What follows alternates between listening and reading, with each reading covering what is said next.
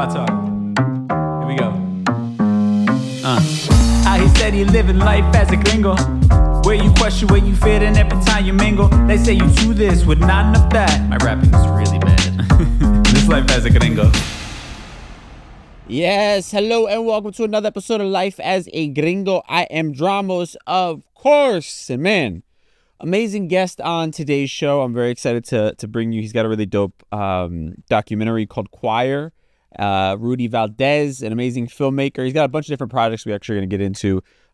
Just a really dope body of work. He is somebody who has made a career of telling our stories and really just one of those people that puts their all into their art, and I think has an amazing story when it comes to not giving up on their dream and really putting literally years and years and years into creating a idea from nothing, essentially, right? I'm being kind of vague because I don't want to ruin the story, but basically Rudy's first big break was a documentary about his family. Literally, this was a passion project for years and years and years until it saw the light of day and became the thing that sort of began his career as a filmmaker. And I just am always in awe of people who have that kind of dedication and tenacity to making their visions come to life. You know, I think for me, it's a soft spot because so much of what I've been able to accomplish thus far has been just through sheer dedication and not giving up. You know, it's been a really long journey. Nothing has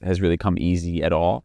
It's been incredibly difficult, and I've had to keep the faith. And I think whenever I hear people who have a similar story or know what it's like to sort of just keep their head down and think about the bigger picture and you know, not give up, essentially, and then it pays off, that's always incredibly inspiring to me. So I really resonated with Rudy's story, and just the work that he's doing I think is amazing. So excited to have him on the show. I'm not gonna lie, y'all. I feel like I'm making it a habit of saying this on every episode where I'm like, I'm recovering, I'm feeling a little run down right now. But I think maybe have I been going too hard? I don't know. I gotta ask the people close to me. I am a little bit run down because I had a party over the weekend. I have a party called Con Fuego, which we did before the pandemic. It was like a monthly DJ party, like me and a bunch of my DJ friends, and we would just get together and like play all the music that we love, like a lot of like Latin music and hip hop and Caribbean music and just global music, stuff that we can't really get away with in normal club settings for too long. We just make a night out of it. A lot of Jersey club as well. Just like stuff we all really enjoy doing. And we play, you know, we all go kind of back and forth playing quick sets and just hang out with one another. And it's just good for my soul. It makes me feel like a little kid again. It's like the equivalent for me of when you would go like to your friend's house to play video games or whatever. Like that's what it feels like. It's not even about money. We're not, you know, it's like a passion project. So it was cool to do that for the first time in 4 years together and get everybody, you know, under the same roof. And we had an amazing turnout. So it was just a great weekend. But I'm definitely feeling it. I'm definitely not recovering as quickly as I did 4 years ago.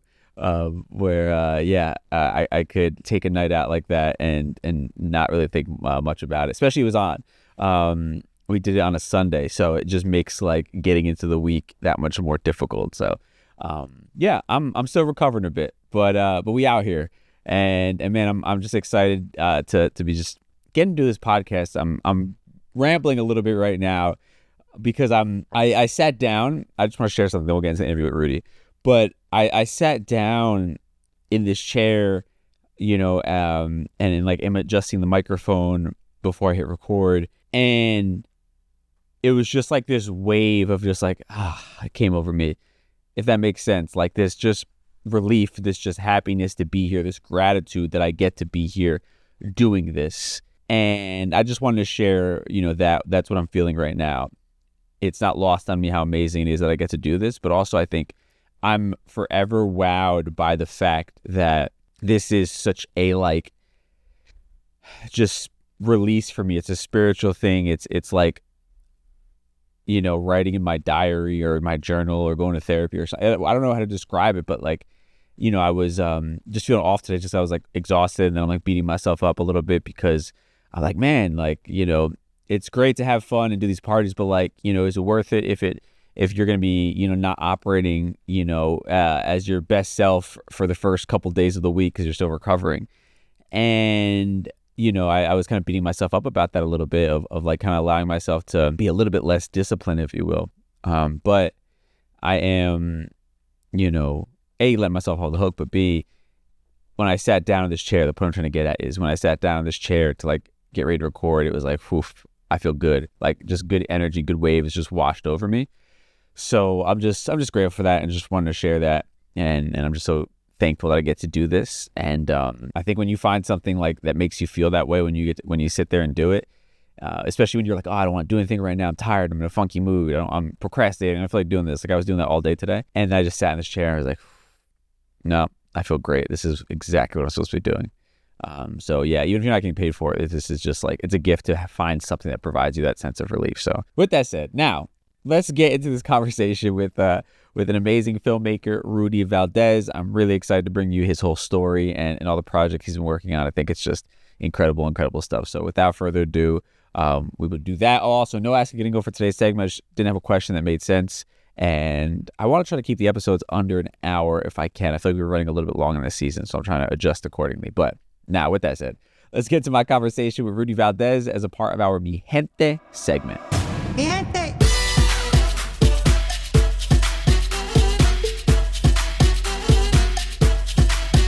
My guest today is a two-time Emmy Award-making filmmaker over here. He has a new docuseries called Choir that is now available on Disney+, and he's just a man of the culture, a man of the people, which we're going to get into. Man, Rudy Valdez, how you feeling, my bro? I'm feeling good. I'm happy to be here. Thanks for having me. Of course, brother. I mean, I'm really excited to get to have a conversation with you today because there's obviously so much talk in general about representation, right? And for me personally, it feels like it's been such a damn struggle to learn about Latin history and to hear about our stories. And a lot of that is because of the lack of representation, the lack of projects that exist within media and getting backed in the world of entertainment, right? And there's a lot of conversations happening right now in the world of entertainment talking about sort of that lack of inclusion and diversity, right?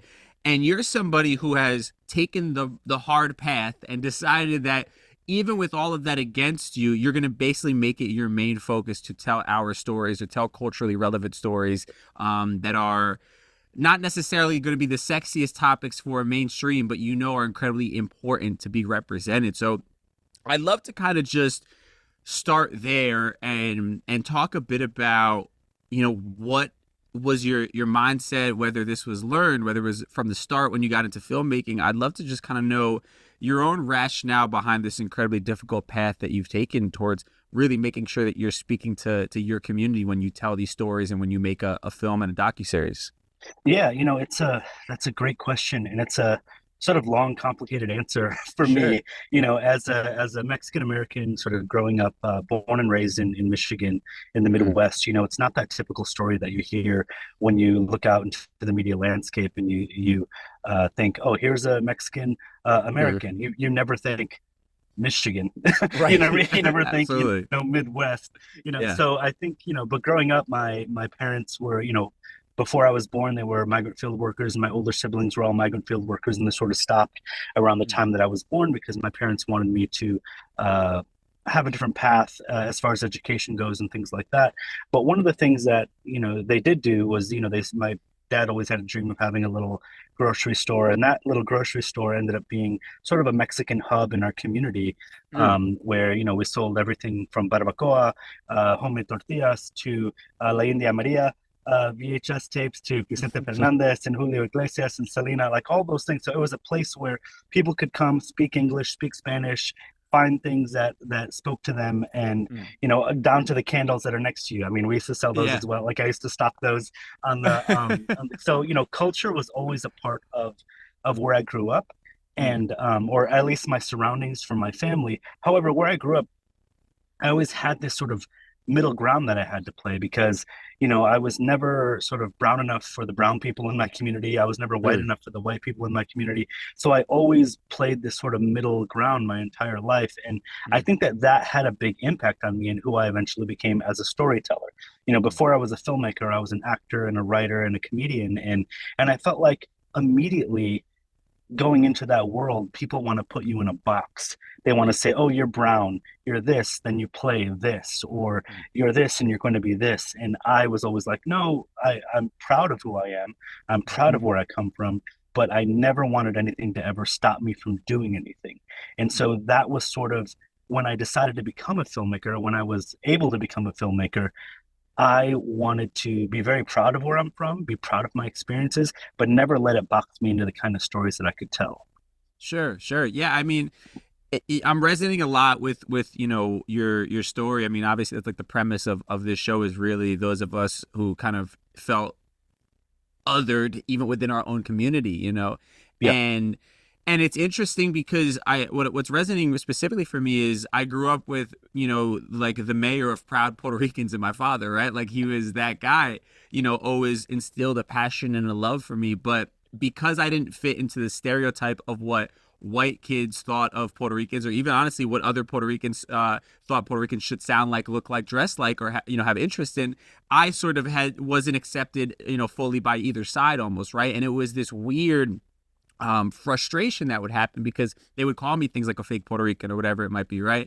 And in my mind, in my heart, I knew that we weren't just this monolith, right? Where, for them, they're picturing, from the Bronx or something like that, right? Like that sort of idealism, right? Very much tied into like hip hop culture for many of us who grew up in that area. And I knew when I would go back to Puerto Rico, we were a very diverse group of people that had, diverse, levels of interest, but it was frustrating because it was like nobody cared to kind of listen to that. And I'm sure for you, your parents have this sort of community pillar in the grocery store, right? Where it's very much so tied into your culture, tied into your community. You guys are actively supplying your community sort of with the comforts of home. I'm sure for you, there was frustrations and people sort of questioning your authenticity as well, knowing just like how tied to it you were. Yeah. I mean, I sadly enough, still get that quite a bit to this day, and I think, I won't say that I'm not completely at fault there because, I think as when my first film came out called The Sentence in 2018, it was about my family, a Mexican American family, but I was very cautious about leading with that. To me, I was like, listen, here's the representation. It's my family. I'm telling my family story. I don't need to prove how brown we are, how Mexican we are, how anything we are. What I wanted to prove within that film, because it was a film that was about mandatory minimum sentencing and the larger sort of criminal justice system as a whole in our country, I wanted us to not be like, here is a token Mexican family dealing with this issue. I wanted it to be like, here is a brown family who is a part of the fabric of the community, part of the fabric of this country. I wanted you to see us as Americans, as people who are here, and not, I didn't want to continue to otherize us and faction us off into a certain group or demographic that is dealing with this, because it is something that we are dealing with as a country, and we are a part of that. And so by doing that, and by continuing to not necessarily at the beginning of my career do Mexican or Mexican American centric stories right away, which was on purpose, not that I don't want to do them, but I wanted to show that I could tell any kind of story so that I could never be boxed in. I never wanted to be like, okay, he's, I'm proud to be Mexican. I'm proud to be a filmmaker, but I sometimes don't want that moniker of like Mexican filmmaker or Mexican American filmmaker, because I feel like that is very limiting. And if I'm a fabric of this country, if I'm part of this country and I truly am a citizen of this country, I should be able to tell a myriad of stories, because we are a very nuanced culture. We are a very nuanced people, and I want to be able to tell all of those things. And so I may have separated myself a little bit at the beginning because I didn't want to be boxed in, but at my heart, I'm extremely proud of who I am and where I come from. And I just want to be able to tell as many stories as I can. Yeah, it's interesting because I definitely separated myself a bit as well, and I struggle with that, where there's bits of like, I don't know if it's shame, but it's also like, man, I wish I would have sort of come to this place of feeling comfort in my authenticity a lot earlier in life, but also I think it's like this burden that we often bear as well, right? Because it's like for like, we could stay in your world, somebody like Robert De Niro is just recognized as this amazing actor, right? And he's done a lot of the sort of quote unquote stereotypical Italian American stories, and we love him and know him for that, but we don't box him in as like, oh, Robert De Niro can only do a mafia movie, right? And for us, it's like we almost have to shun or sort of put to the side our authentic self in order to prove this thing that not everybody else does. And it's this burden of like, where do you fall in line with that, right? Do you completely sort of alienate your culture and just to prove this point that you could do anything, or do you sort of be okay with just having to be in this box even though you're capable of so much more, right? And it's just such a weird and complicated line to walk, not only career-wise, but I think just like existentially as a human being. Yeah, agreed, like full agree. And I think that both things come with their own sort of weight, no matter which way you do that. I certainly feel, and I think Emma was talking about this recently, about when we break out of that box and we try to do these things outside of the box that people see us in, we don't always get that chance to fail. So it's like we don't what does he say? We don't get our Ishtar. We don't get our ability to go out and do this big flop and then come back and do something else. It's like, we fail, then it's like, okay, well, we gave that guy a chance, or we gave that person a chance, and well, they couldn't do it. And so we get pushed aside oftentimes. And so in the back of my mind, I'm like, okay, by taking these risks, I'm really risking, if I have one thing that goes terribly wrong, that could be it for me, and so that's a risk that I have to take by diving into the sort of larger pond of thinking outside of the box sometimes. Yeah, no, of course. I mean, and the irony is, like, culturally aside, even just the career path you've chosen in general is outside the box, right? So it's like there's already pressure that comes along with that, regardless of who you are, where you come from. There's a risk you're taking. You don't get many opportunities. There are plenty of people who want to do what you do, but sadly will never get the opportunity to actually make it their career, right? So it's a complicated sort of dialogue that happens internally when you're chasing after this dream that's already incredibly difficult, and then you have all these nuances of trying to stay true to yourself, but also like, as dirty as we have to play the game to a degree, right? It's like, to a degree, you have to play by the rules that are set until you're the person in the position to change the rules, right? But until that point, you do kind of have to play the game a little bit. And I'd love to pick your brain a little bit about that, right? Because, you're creating films, and obviously you don't want them to just be something that sits on your hard drive rotting away somewhere, right? You want them to be seen by as many people as possible and to impact as many people as possible, right? And you're partnering with people like HBOs or the Disney Pluses of the world, right? And within that, you then have to go sit in an office or a room somewhere and convince somebody who has no idea about your culture or the story that you're telling, and tell them why this is worth them investing their money and time and resources into, even though maybe it doesn't personally impact them whatsoever, right? So I'm curious then, when you get put in those rooms, how are you kind of walking that line and even just inside baseball, for anybody who doesn't necessarily get just how difficult it is to bring these sort of projects to life and actually have them go across the finish line? Yeah, I mean, I wish that there was a magic answer to that, to be like, here's how you pitch and here's how you get it done. Because there's not, because like anything, especially in the entertainment industry, you're going to hear way more no's than you're going to hear yes.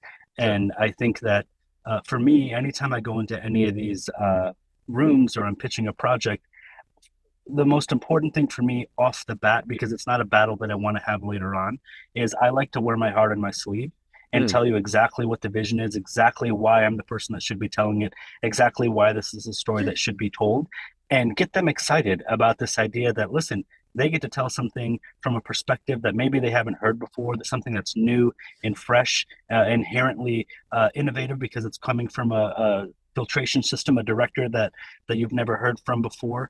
And that usually gets people excited because they want to be on the cutting edge of those things. And the fact of the matter is, our stories are important, and they're entertaining, and they're hopeful, and they're all of those things, and you find the right executives. And I've been very, very fortunate to find some really amazing executives at a lot of these places, at HBO, at ESPN, at Disney. There are people there, especially as we start to grow in this industry. One of the most amazing things that I'm finding, especially over the last few years, is going into a room where you're pitching something and you're starting to see a lot more people who look like us in those Mm, rooms.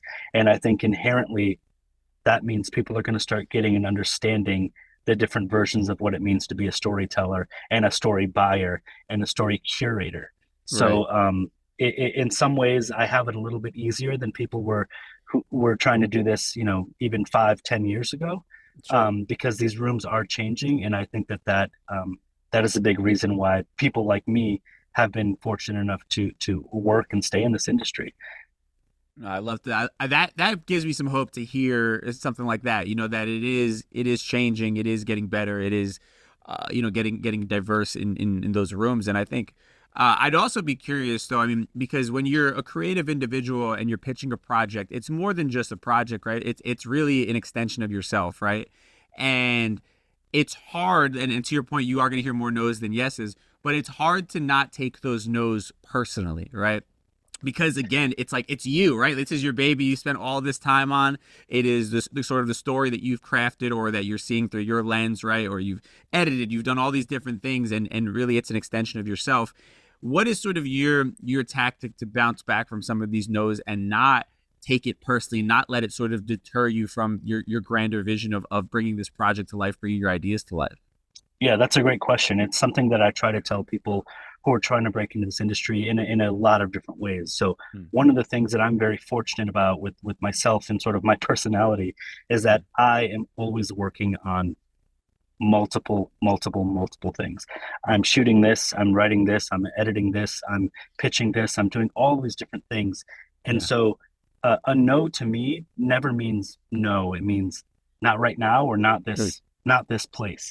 Hmm. And I learned something from a friend of mine who he was an actor when I was start acting a while ago, and he has since like done really well. He's super famous, all this stuff. But early on, I used to see him, and I'd be going out for stuff, and he'd be going out for stuff, and I'd say, "Oh, how did that audition go?" And he's like, "Which audition?" And I would Mm. say, "The one about X, Y, and Z." And he would say, "Oh, I don't even know," because he didn't sit back and go and audition for one thing and then sit back and Mm. say, "This is my only thing, and I'm going to Yeah. wait and see if I get this." He was like, "No, no, no. You audition, you're on to the next, you're on to the next, you're on to the next, you're on to the next." Mm. You keep pushing that, because if you sit back and you wait for this one thing, you're going to spend a lot of time in anguish waiting for that answer, and a lot of Hmm. time upset because you're putting all your eggs in that basket. So I'm Yeah. constantly writing, I'm constantly coming up with new things, I'm constantly pushing.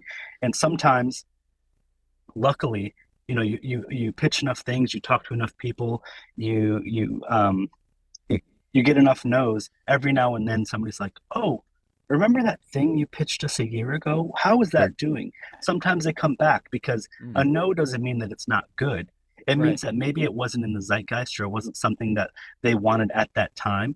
But they keep seeing your face, they keep seeing your work, they keep seeing, and then they start to see potential and even ideas you've had in the past. And so you just keep working, you keep True. pitching, and you keep working, and you keep moving forward. Because if you have that one thing, and I get that, I get having that one thing that you're very passionate about, but if you're a storyteller, you want to continue to tell stories. So have those things you're passionate about. Be passionate about everything, but keep innovating, keep having new ideas, and keep being a storyteller. And eventually things start to work out. No, I absolutely love that perspective. It's like don't allow yourself to fall in love with every idea as if it's your last idea, your last Right, opportunity, right? right. And I want to backtrack a little bit because you mentioned kind of like your first big project as like a storyteller, The Sentence, right? And that's about a very personal story about your sister, and I want to know even prior to all that, like your family's sort of reaction to you wanting to be an actor, then a filmmaker, and all these different things, right? Because you know there is a lot of immigrant guilt, right, that happens for a lot of families that really busted their ass to come over here, and you talk about the struggle that your parents sort of had, the very common tale of working out there in the fields, and that was sort of the means to getting by and building a life, and then eventually they were fortunate enough to get out of that and become business owners. But I think a lot of the narrative that gets pushed upon the next generation is sort of a guilt, but also fear of you taking a non-traditional path and sort of all of the sacrifice they made sort of being erased and being irrelevant at that point. So I am curious sort of what your family dynamic was in regards to their support or lack thereof of your creativity and your wanting to work within the entertainment industry. Yeah, I mean, it was interesting because, my parents, my father, I think with a fourth grade education and my mom with a third grade education at the time, Wow. he went on to have a store and a restaurant, and he's still working to this day. And my mom went on to have a 27-year career as a teacher, going to night school, figuring things out, and she's still teaching today. She teaches, Head Start, and so they did a lot with sort of what the cards they had dealt with them, and so I feel like there were a lot of expectations on me early on, and I did my best, but to be completely honest, I did not excel in school, in middle school and high school. I actually did very, very poorly, and it was a cause of a lot of angst in my family because they never said it to me, but I always had this impression that, look, they sacrificed a lot to give me an opportunity, and I tried hard, but I just could never get things going. And then one day I fell into theater by complete accident. I was forced to take a theater class, and a light bulb sort of went off in my head that I've been told I was dumb for many, many years in middle school and high school by counselors, by teachers, I was put on this track, and I realized, I'm not dumb. My brain just maybe thinks a little bit differently.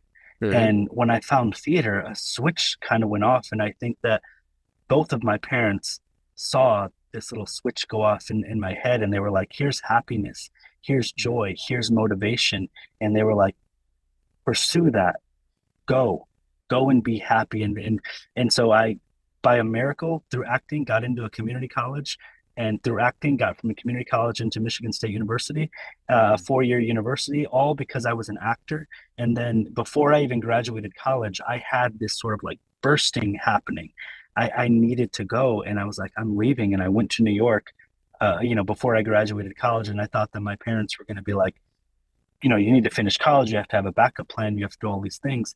And they were like, go be happy, go do what is motivating you to go to see the world. Because I think that was another thing that really made my parents happy, was that I wanted to go out and see the world. I wanted to go out and see everything. And I didn't become a filmmaker for a few years later, until a few years later. And when that started to happen, I'd sort of settled into a bit of a career. I was actually teaching at the time in New York City and doing all these other things and writing, and I had a play that traveled the country. And then I was like, I'm giving everything up, and I'm gonna figure out how to become a filmmaker. And I think that they just saw the look in my eyes, and they were like, okay. And so at 28, I went from building a budding career, to unpaid intern and figuring out how to scrap the rent together. But I was like, I need to figure this out. But they saw joy, they saw happiness, they saw the fact that I was willing to grind and put in the work, and they never questioned me about any of that. They were like, go and do the thing that makes you happy. So I was very, very fortunate in that sense. Wow, man, shout out to your parents. That is fucking awesome. I think that, that is so huge, because I think, and it's obviously everybody's doing their best. Most, parents who aren't necessarily supportive of like their kids' creativity they just don't get it, right? They're not trying to do it from a place of maliciousness or anything like that. But we've been bought and sold kind of this idea of, the path that it takes to be successful in this country. It goes through school, college, white picket fence, blah, blah, blah, right? And I think the problem with school is that it is this standardized system. So it's one size fits all standardized system. And anybody who doesn't sort of fit neatly into that box is viewed as dumb, as you're talking about, or there's something wrong with them. They're a weirdo. They don't, whatever it might be. And rather than sort of trying to figure out a way to see what works for them, right, we sort of just throw kids away, unfortunately, usually, right? And you're lucky that you found theater and fell into that. And I think, again, salute to your parents for recognizing, like, there's something special happening here. And maybe even though we don't understand it fully, it's not our thing, we understand there's also something like otherworldly about the fact that he's so incredibly passionate about this, and it's speaking to him in that way. And I think that is sort of huge, that they were just sort of allowed you to do your own thing and saw that fire at the end of the day, right? Because I'm a firm believer that if you found something that really lights that fucking fire underneath you, you're going to figure out a way to make it work. Maybe it won't be exactly according to your plan, right? And for everybody, there's going to be varying levels of success at the end of the day. There are certain variables, but you're going to find some sort of way to make it work in some capacity, right? Something related to it, whatever it might be. If you're truly that passionate or that dedicated, towards putting in the work. And I think that's sort of a testament is all, to what you just said and your story. I just think that's fucking awesome. I'm pumped up hearing that. Yeah, yeah. And I think, one of the things that my parents always gave me was sort of perspective. This idea of like what success means and how you measure success. I think that many years ago, a few years ago, after I'd been fortunate enough to win a couple of big awards, there were people who were like, oh, what's it like to like finally, have this level of success or this measure of success? I never knew how to answer that because, when I, again, quit everything and I had a budding little career going on and quit everything to pursue filmmaking, I remember my mom never saying, don't do it. She said, what you need to understand is, and she knows nothing about the entertainment industry, but she gave me this perspective. She said, what you need to understand is success is relative. She said, set a goal for yourself. What is a goal for yourself that makes you successful to yourself? And I said, Mom, if I can do this, if I can be a filmmaker and make as much money as I'm making right now, I'll be successful. And everything after that is gravy. And she said, then that's your goal. Then that's how you measure success for yourself. And so when people would say that, I'd never really wanted to be like, well, actually success is, but in my mind, I was like, listen, 9 years ago, I was able to make the same amount of money that I was making, teaching after school programs and doing all these things and making a living. I was able to do that 9 years. I was a success back then.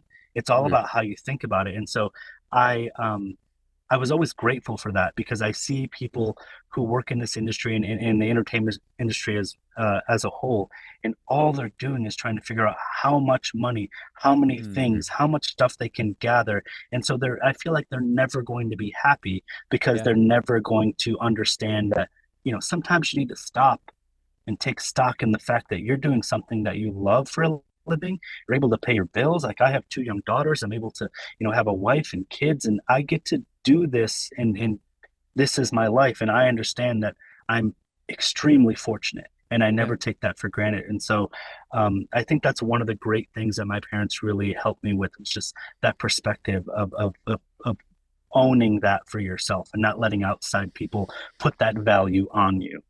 Yeah, man. And that's the tough thing, right? Because, I, as people who are creative and really making things happen, you are obviously like a high achiever. You set grandiose goals and you have a vision for like, I'm capable of doing big things and I want to try to do bigger and bigger things, right? But on the flip side of it, you can become obsessed with bigger and bigger and bigger.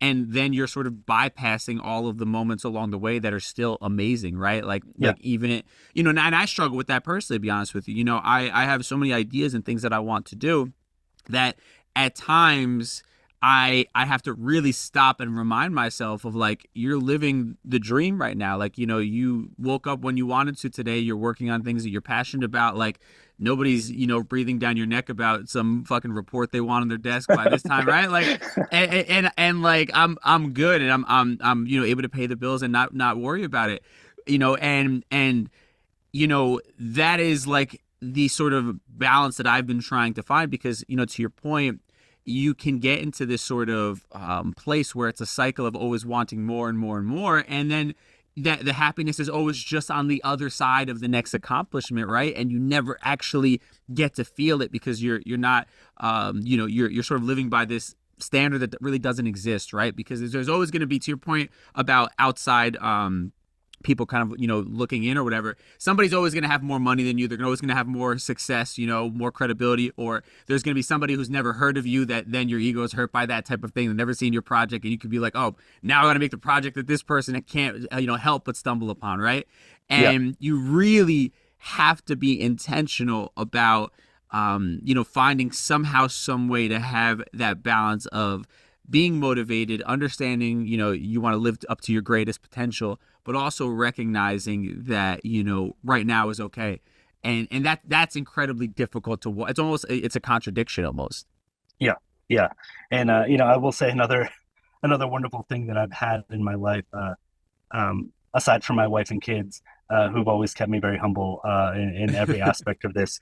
But Yeah. my one of my closest friends, that person who I talked about earlier, who's an actor and has become very successful, one of the things that we have always done, because we knew each other way back when Mm. we were just like just making the rent by $10. It was like Yeah. barely there. And I remember he once went to go and get a side job because he just wasn't able to get enough work at a bakery, and he didn't get the job. And I remember running into him on the street, and it was kind of a sad moment because he really needed that job. Yeah. But then a few months later, he ended up getting this huge acting gig, and everything sort of took off for him. But every time he gets a big role right now, I call him and I'm like, remember when you didn't get that job?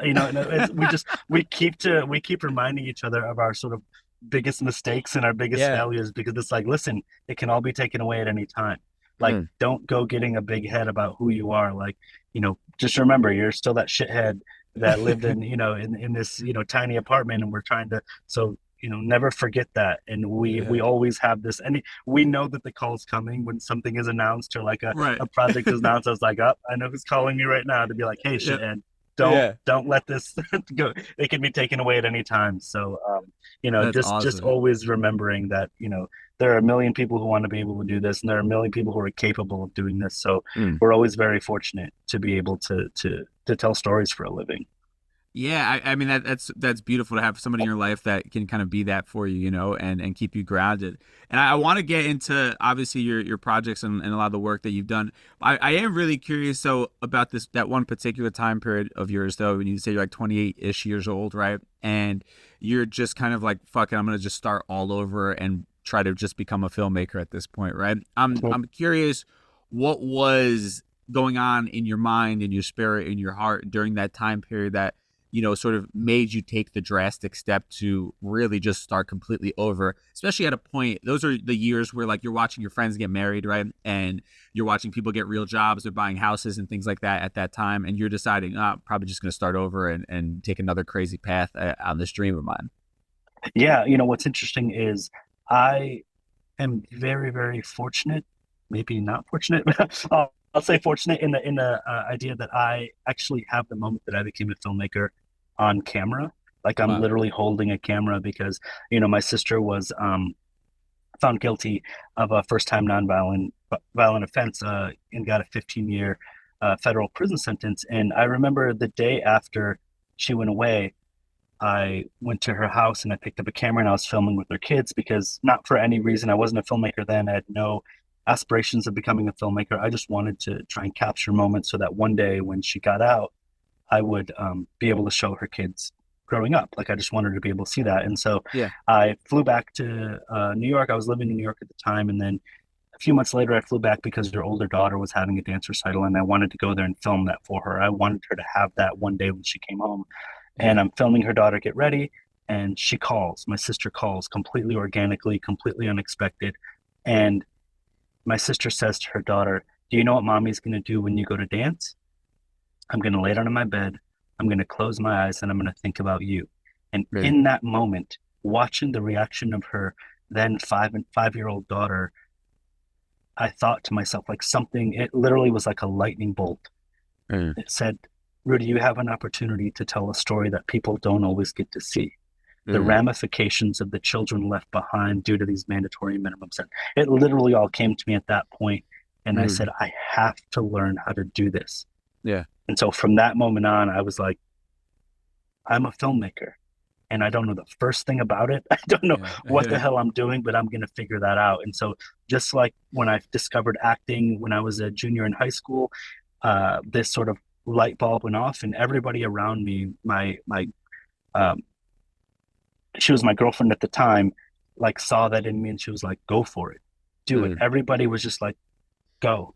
And so I quit acting, I quit writing, I quit all the other things, I quit teaching, and I said, I'm going to figure out how to do this. And the first thing that I had to come to grips with, as you were saying, you look around and you see other people your age accomplishing all these things and doing all of these things.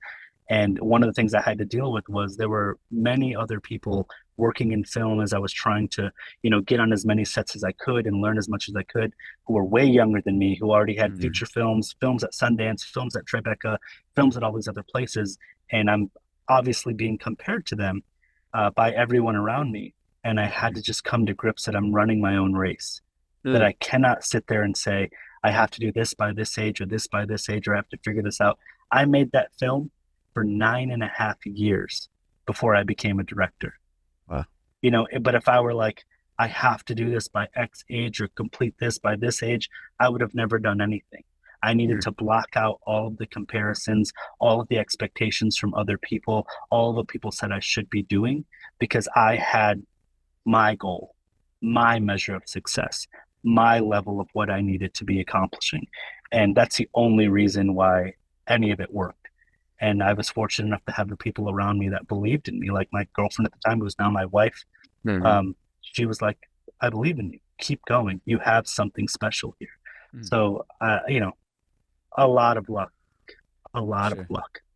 Yeah. But I mean, but it's also vision, and then following that vision with action, right? Because I think that sort of helps create that luck, or at least put you in the pathway to finding that luck. It's you seeing this, because there's a lot of people who would have gotten that idea and be like, oh, this is an important story, but never actually really go 100% in on it and trust their gut at that point. Like, this is what I need to be doing, right? And last kind of thing on that, I'm curious for you was if there was a bit of an ego death that needed to happen to transition from actor in front of the camera to then sort of saying, I'd sort of rather be telling the story. I mean, I know you were writing already and things like that, but I'd imagine, that there has to be some sort of transition in your mind that happens, right? Because most people are going to always recognize the person in front of the camera. And of course, you're going to have the fans of film and things like that who are going to know who you are by your projects, but it's a much smaller audience who's going to recognize you, from those things, without sort of some sort of introduction, right? So I'm curious for you, was there a bit of an ego death that needed to happen in making that transition from in front of the camera to behind it? What's interesting is I had such a passion for acting and such a truly, I don't fully understand what happened, but the second my mind switched over to I'm going to become a filmmaker, it almost transferred. I never had that longing anymore to go and perform or to get in front of the camera or to, I had a one-man show that traveled the country. I didn't, my all that fire that I had in me to try and perform and try and do all those things weirdly just sort of transferred, and it made me feel like that was all of those no's, all of the trying and all the storytelling and all the things that I experienced in that world. I was able to use all of those as a storyteller behind the camera, and so it felt like that was a stepping stone for me to be able to do this thing that I'm supposed to be doing. And so I never sort of looked back or second guessed it. I was like, this is where I'm supposed to be, comfortably behind the camera, behind everything, in the corner, writing and doing all those things outside of being in the forefront. And that's where I'm honestly the most comfortable.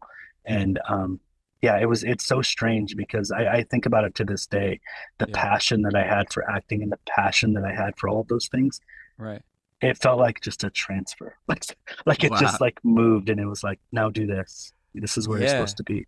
No, that's beautiful. I mean, and I want to now kind of talk about that project, because so it's The Sentence is the project we're talking about, right? This is your first storytelling experience, and obviously it's an incredibly personal one, and you did it with HBO. But like, I'm going to read just like the liner notes of sort of the project itself, sort of behind the scenes. So it's shot over the course of a decade, right? You worked as a producer, editor, sound mixer, production assistant, everything in between, basically, to learn how to do all of these different things for this project. And then on top of it, it is also a story that is showcasing your family on a, I don't know, in a light that many might be scared to even talk about out loud to people they meet on the street or even those closest to them, right? Because of the sort of faux pas that it is to be, have a family member in prison, right? Or to your point, what we're talking about earlier, where there are a lot of stereotypes about people of color, right? And we're very much aware of not wanting to be just another statistic, right? I mean, this, how did you sort of balance this sort of the technical aspect of doing all of this, but also at the same time being able to let your guard down enough to just let this story be told. I mean, I'd imagine this must have been an incredibly difficult sort of journey for you in so many different ways, both personally and skill wise and everything in between. Yeah, I mean, it was exactly that, and I think that those Yeah. two things went hand in hand because, on the one hand, I'm the director, EP, Yeah. cinematographer, sound person, producer on this film that nobody knows about, Yeah. that I'm making by myself, and on this side, I'm, a PA who's just like wrangling cables and, Right. trying to figure out all the things and try and get close enough to the camera so that I can write down settings and write down what they're doing so I could go home and figure out what all of it meant. And so I Yeah. was sort of playing those two roles. And um, I think as far as the sort of emotional capacity that I needed to figure out with the sentence, I'll never forget. I was really playing catch up for the first couple of years of making that film as I was learning how to do it. But I was filming with my family at a Thanksgiving gathering, and I think at this point in my life, my father had only ever cried in front of me, I think once, Mm. and I'm filming with him. My sister calls again completely organically, and she calls, Yeah. and my dad starts to talk to her on the phone, and he starts to cry. Mm. And I remember thinking in the back of my mind, Rudy, when you started this and you asked your family if you could tell this story and make this film with them, you said, if you're open and honest and vulnerable, I will figure out how to make something good. And by Uh, good, I don't mean awards or things like that. I mean for the greater good. I'm going to take this pain, I'm going to take mm. what we're going through, and I'm going to make something for the greater good, Dad. I'm Yeah. going to make something for the greater good, Mom. And so in this moment, my father is being open and honest and vulnerable and doing all those things that he promised he would if the time arose. And I remember thinking in the back of my mind, Rudy, what the hell are you doing? Mm. Put the camera down and go hug your father. He needs you right now. And Mm. then something sort of took over me and it said, no, this is exactly what you asked. And they're giving you exactly what you asked of them. So figure out a way, you dumbass. I remember like swearing at myself in my head, figure out a way to tell this story. And so in the Yeah. back of my mind, the technical aspect took over. And I started this mantra in the back of my head. How's your shot? Are you in Mm. focus? Do you have enough batteries? Do you have enough cards? How does it sound? How's your shot? Are you in focus? Do you have enough batteries? And so I had to create this almost emotional barrier Yeah. between me and my family for nearly 10 years in Yeah. order to tell this story. And it was difficult. And it's if there was one thing that I could change about the entire process is figuring out a way to not be so emotionally unavailable for my family for nearly a decade. It Mm. was one of the biggest sacrifices of my life personally. Sure. Um, but it was necessary in order to tell this honest story. So all of those things, all of the technical aspect of learning, all the emotional aspect, all of those relationships were playing in all these different lanes in my head for the 10 years that I'm doing this while trying to work on everybody else's set, to learn to be better every time I go back and film, to make enough money to be able to go back and film, to make enough money to pay my rent. So Mm. it was sort of a nonstop emotional, technical learning journey, that throughout that entire process. Yeah, man, I appreciate you being so candid about that because I think it really just speaks to the idea of what greatness requires, right? And what is required when you really want to do something profound, when you really want to have an impact, and the level of sacrifice that is needed to really create that impact, And I think even for me, I struggled a lot in radio and in early on in finding my voice and finding success. And it wasn't until I began to just peel away the layers and stopped trying to put on the brave face and really got honest that all of a sudden opportunities started flowing my way, and I think it speaks to the idea that you get as much as you give at the end of the day, right? And if you continue to pour your heart into the things that you're doing and be real and open about it, people will see that and sort of pour back into you, or the work will pour back in, will showcase the amount of blood, sweat, and tears that you've really been putting into it. And that's just, yeah, it's crazy.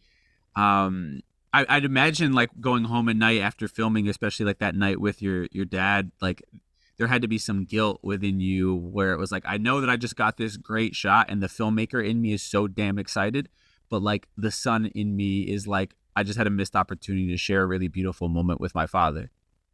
Yeah, 100%. And what's interesting is I put up such a barrier for so long making that film that we eventually it was done, and we had some great success. I got into Sundance. We ended up winning the audience award at Sundance, and all these things. And I remember about 4 months after the film came out, I had just the biggest kind of emotional breakdown. Uh, Probably the result of a lot of guilt, a lot of wondering. People are saying it's a success, and they're saying all these things, but in the back of my mind, I thought, did I exploit my family? Was this truly for the greater good? And there was a lot of good that came out of it. There was a lot of, but it was just something that I couldn't shake. And I almost never made another film. I didn't want to make another film. And it took my family actually expressing to me all of the good that came from it, and all of the healing that came from it, that allowed me to say, okay, telling stories like this can be a very great thing. It can be a healing thing, and it doesn't have to be for anything other than the people who you're giving a platform to and the people you're helping. And so they really saved my career in a lot of ways by, and I didn't share with them that I was going through this emotional breakdown, but they let me know, and while I was secretly going through that stuff, they didn't even know that they were sort of healing me from understanding that it's okay to tell these stories, and it's okay to be honest and vulnerable, and be true to who you are. But yeah, it was a very, what in hindsight should have been one of my happiest times as a filmmaker, because all of these things are finally coming to fruition, was probably one of my lowest in my entire life. So it doesn't come without other things. The sort of the accolades don't always come without, that pendulum swings both ways a lot of times. No, I think that's beautifully said. I mean, and to your point though, the greater good is really showcasing this not often talked about story of the criminal justice system, and how the sort of the cruel sentencing that happened really affected communities of color, and the way that it tore apart family dynamics because of just how harsh these sort of laws were, and the the rulings that happened as a result to the people who committed these infractions. I'm curious for you in this project, what was sort of and honestly, it's more than just a project. You going through it with your family. What was sort of the biggest eye-opening thing that you learned about kind of our criminal justice system? I mean, so much. I mean, I learned that, one of the phrases that I always try to keep in check is that people keep calling it a broken system. And one of the things that I would always say is, it's not a broken system. It's working exactly the way it's designed to work. I think that we're broken culturally by being okay with the constant imprisonment and exploitation of our brothers and sisters. Like, that's where the shift has to happen. The laws and all those things will change when we culturally shift and we say we're not okay with that. We're not okay with the warehousing of our brothers and sisters, especially at our own cost. Financially, emotionally, spiritually, all of those things.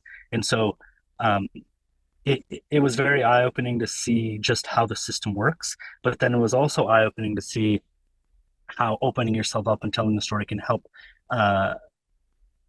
sort of sway that system. After the sentence came out at Sundance, I got a call, and it was from Congress people from the right side of the aisle, and they said, listen, for the first time, I have something that I can go and show the people on my side of the aisle that will say, this is why we need to fight for mandatory minimum sentencing.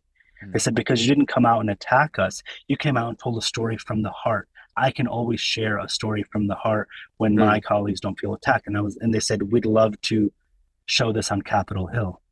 And I don't know what gave me the guts, but I said, you can show it on Capitol Hill if you make it a bipartisan screening. I want people from both sides of the aisle there. And we did a screening on Capitol Hill, and there was a little article, you can look it up on the Washington Post, that said a little known film helping to make strides in mandatory minimum sentencing. And they say that we were a part of passing that First Step Act, which ultimately helped release the release of tens of thousands of people. And so we played a part in one of the biggest changes in mandatory minimum sentencing in our country's history. Yeah. And it all started with believing in something enough that you can make change from this tiny, tiny portion, and playing that long game and saying, continue to tell it from the heart, value your voice, value your story, and keep that at the forefront, and you can make a difference. And, you know, I try to share that as much as possible because, you know, again, I wasn't a filmmaker when I started this. Nobody thought I could do this. I showed early footage to people and they said, nah, not going to happen. Who cares? And I took that who cares and I said, I'm going to show you who cares. I'm going to show you why people care. And you keep pushing. Man, I got fucking chills as you're telling that story. That's crazy. That's so beautiful and so inspiring in you know why you should really just go with your gut, and also how much sweeter it is when you're actually doing things that are also of service to other people, right? I think that is such a great story to kind of put a period on that sentence. And one thing though, you work on this project from what, it was at 28 to almost 38, 39 years old? So it came out in 2018 and I might have been 27 or something. But you're well into your 30s by the time it's like done. So, I love these kinds of stories because most people would have just fucking given up at that point, because late 30s to still be struggling like is a wild like place to be, right? Like that's a scary like worst case scenario for any creative person or entrepreneur or whatever. You're like, if I haven't figured out by this point, like maybe it's not for me. Right. I love these kinds of stories for that. I mean, quickly, your girlfriend, who maybe was your wife at the time, I mean, like, how are you dealing with all of those narratives and still finding it in yourself to just keep going and feel like you're going to be turning a corner at some point? So there were a couple things going on at the same time. So while I was working on everybody else's film to figure out how to make mine, I went from an intern to a PA to a sound mixer to an editor to a producer to an additional photographer to a cinematographer. I built myself a career, all self-taught. And so I was shooting films for Sam Pollard and Robert De Niro and Whoopi Goldberg and all the things. So I was building a little bit of a career, but what I wanted to be was a director. I wanted to be the person telling the stories. And I'll never forget, you know, 9 years into making this story on the side, I had this little tiny office in Brooklyn, and I was in there looking at footage at like 2 a.m. and I just broke down crying. And because I thought, I've been doing this for over 8 years, it was 9 years at the time. I was looking at the footage and I was like, there's something very special here and nobody's ever going to see it. And I almost gave up right then. And I had just had my first daughter. And I remember I had to leave 5 weeks after she was born to go on a shoot. And I remember it was 5 weeks to the day that my sister had a 15-year prison sentence dropped on her and she had to leave. And I was motivated again. I said, if she could do it, I can do these things and I can keep pushing. And a few months later, we found out that this story was coming to an end and I was going to have a film. But there were so many moments that I should have given up, that everyone probably thought I was going to give up. But you find ways within your life that continue to motivate you. They're all there if you're able to open your eyes and listen sometimes and listen to what the world is telling you. You know, keep pushing. Your voice is valuable. Your voice means something, and it shouldn't be given up on. I love that. And let's close out on the current project now, right? So Choir, and it's out now on Disney Plus. I mean, what is sort of the synopsis of this story? I know it's sort of a return to back home, almost in Michigan, right? So talk to me a bit about what the story is about and what caught your attention and spoke to you about it as far as, why the world needs to see this and hear this story? Yeah, I mean, coming back to Michigan and telling the story from my home state was a major reason why I wanted to come back and tell this. And I think especially with the Detroit Youth Choir, who is this amazing choir run by Anthony White and an amazing staff. A lot of people know them from America's Got Talent. In 2019, they got the golden buzzer and had this beautiful moment. And, I remember actually being in a hotel on a shoot somewhere in the world and watching them go through all that. And thinking to myself, wow, like what an amazing story, what an amazing group of kids. And when this idea presented itself to me from another production company, they said, what's your vision? And I was like, well, my vision would be, first of all, to go into Detroit and break down all of those stereotypes and tropes that you normally hear about Detroit. Because I know that you can go to Detroit and tell a beautiful story about resilience, about agency, about hope, and not let these kids in this program be saddled down by what everyone's preconceived notions of what it means to grow up in an inner city like Detroit is. Let them just be great. Let them just be kings and queens without this asterisk next to them. I wanted to tell that story. And as amazing as AGT was for them, it was not the beginning. They'd been doing this for over 2 decades, and it is not the end. They are doing so many more amazing things. And I wanted to encapsulate and tell all of those stories from a lens of beauty, not a lens of woe is me storytelling, not a lens of feel sorry for me, but a lens of be proud of us, be proud of who we are, and watch what we can do when the expectations are high. We will meet those expectations.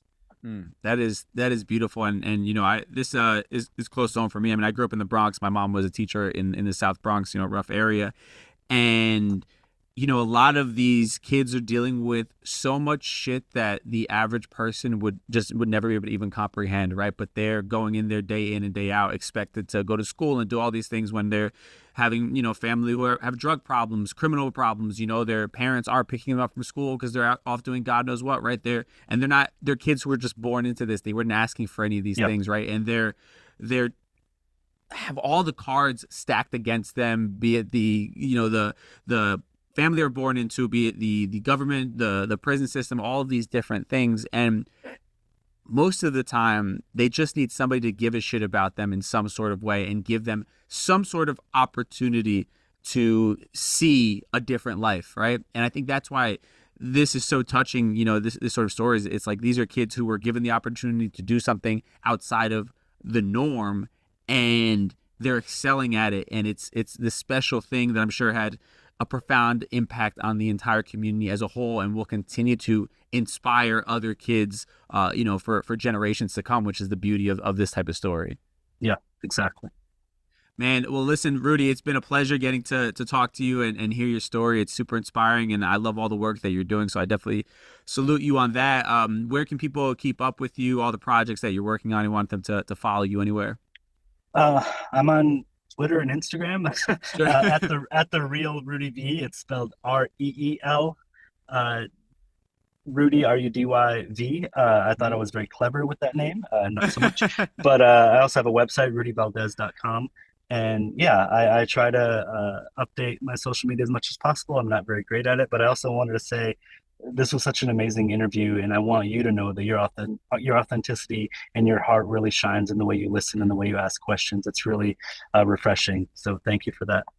Man, thank you so much for saying that. I received that. I really do appreciate that so much, man. And Choir out now on Disney Plus. Go check that out, and all of the other amazing projects that Rudy has worked on, The Sentence and everything else. Amazing stuff, man. And listen, you can come back anytime you want to. I appreciate the conversation.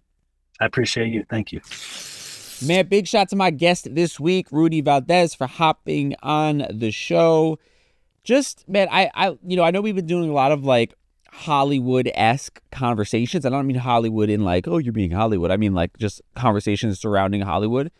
But I think it's incredible to kind of peek behind that curtain, when you talk about media in general, and just how sort of large of a role media plays in how we sort of see the world and how it sort of just shapes the world as a whole, right?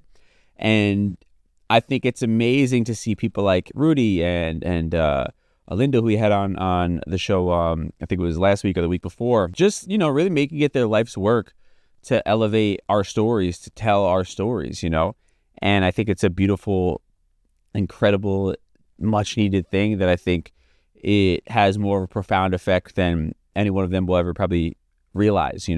So many people can see themselves in their work and might be inspired or feel comforted. And it's just this sort of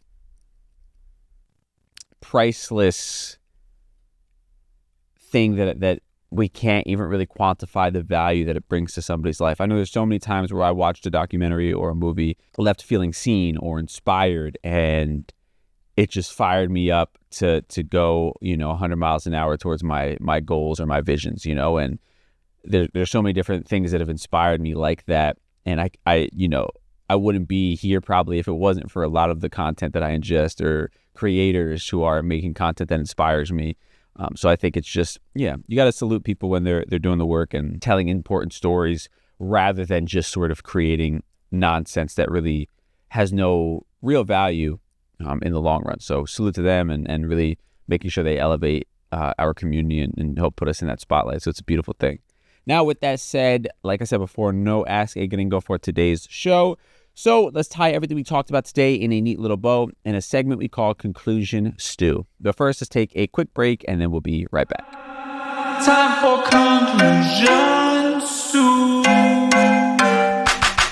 I just think in general, man, like, you look at somebody like him and kind of where he saw himself, and he was an actor and all these different things. And I love when people are unafraid or push past the fear of shedding the old version or idea of themselves to embrace the one that suits where they are in their life at that moment.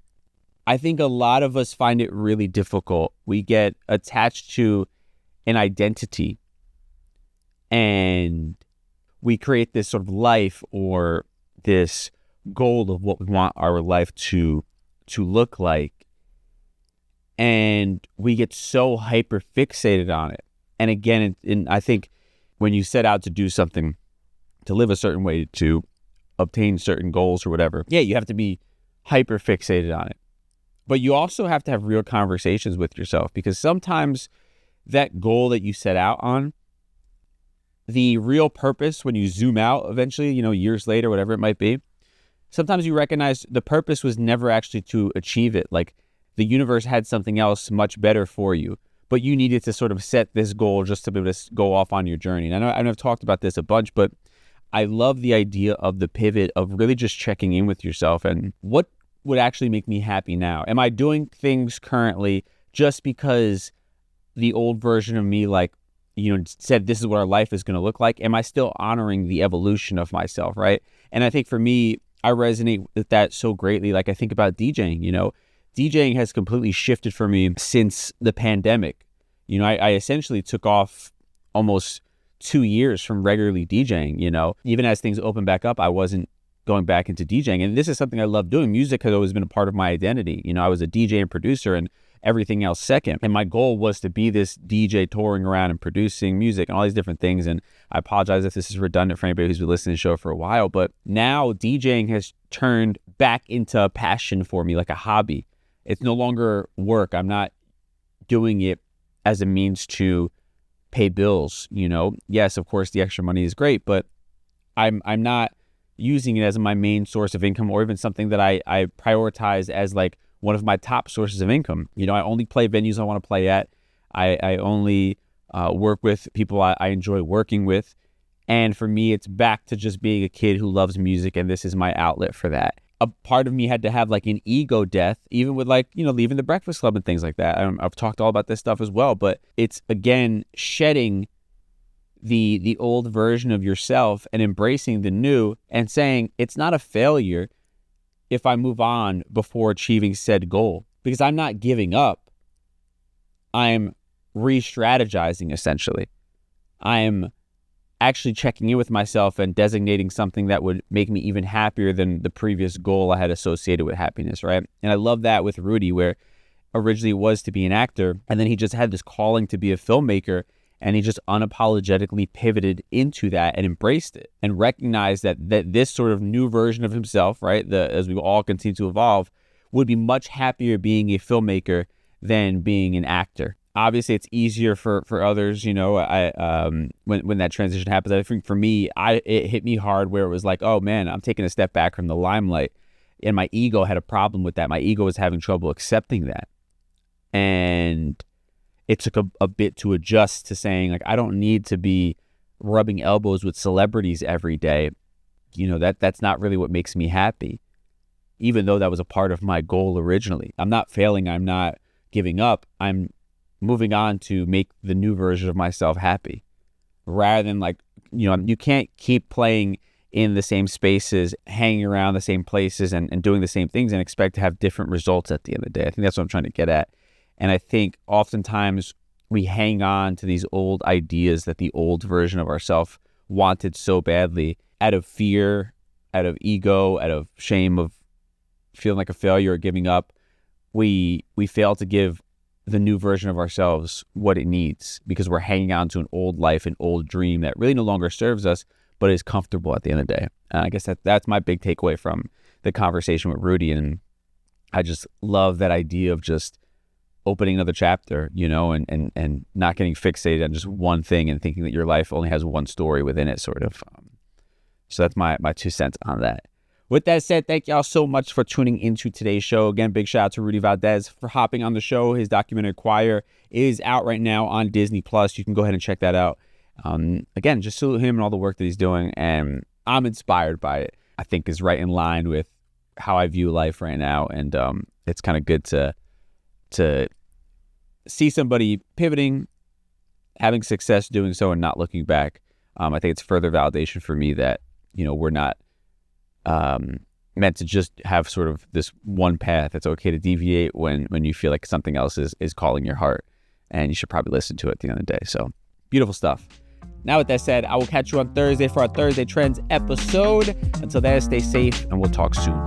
Peace.